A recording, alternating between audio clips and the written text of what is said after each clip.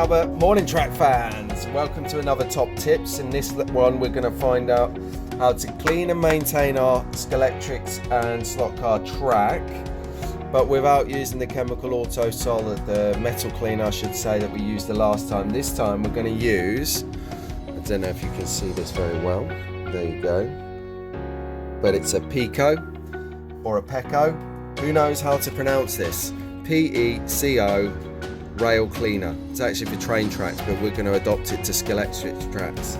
So all you do, really easy, you get a really murky bit of track. Have a look at the images now.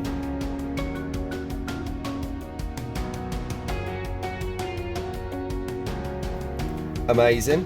What we're going to, it's just so easy. Here you go, rubber, track, elbow grease. Let's see what we can achieve. So just keep it on the rails, nicely cleaning like this, little bit of pressure, not too much because you don't want to damage the plastic outside of the track. And we'll just give this a little, and we'll keep going like this. It's looking good. Okay, so I'll blow that off, and we just check our progress in a second. So you can see it working. Then the point of showing track fans is so that if you go and buy some track online, you can get some, look at the dirt on that, look at the amount of dirt coming off of it, which is rubber shavings as well.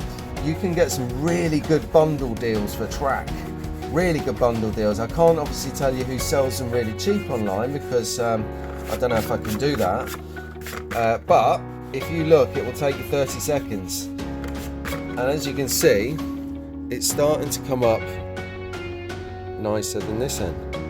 So I'm gonna fast forward this a little bit while I clean it, and you can see the outcome in a minute.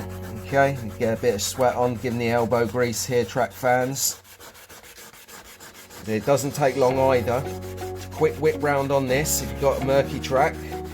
If you've done a race with your pals and you've been racing for, you know, a good couple of hours, you wouldn't believe how much rubber and how much dirt comes off of the bottom of the Scalextric car when it's warm. It's a bit like a real race car. So that's coming up nice, a little bit there I think. And if you've got a clean track, clean rail, it connects to your braids. Can't find one, but anyway it does. Really nicely, good connection, good electricity conductiveness. And we'll do this one, talk you through it. It's a bit a long-winded one this, so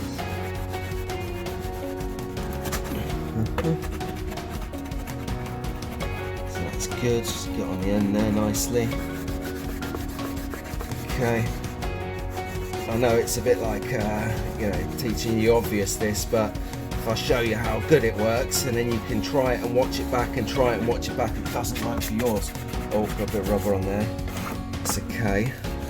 So let's keep it going, a little bit of pressure, not too much, don't want to damage the track. Here we go, nice.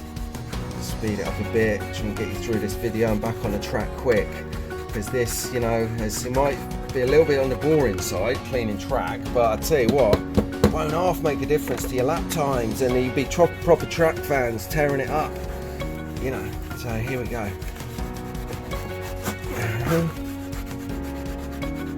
So you've seen it's taken me maybe, let's have a look at the clock, 4 minutes exactly at this stage anyway. Obviously the video's got a bit of editing to it and stuff, so you might be seeing this after 1 or 2 minutes, but that is what we're working with.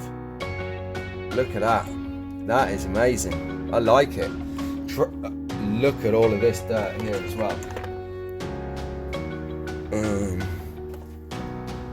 Let me see. Yeah, watch this. Look at all of that that's come off the track. That is a lot. Check it out. Look at that. So, clean your track with a Pico rubber, which you can buy online at the drop of a heartbeat, or at your local hobby stockist. Keep them in business, support the high street in this corona outcome. Anyway guys, thank you very much. Albert, have a great day. See you later, track fans. See you, track fans.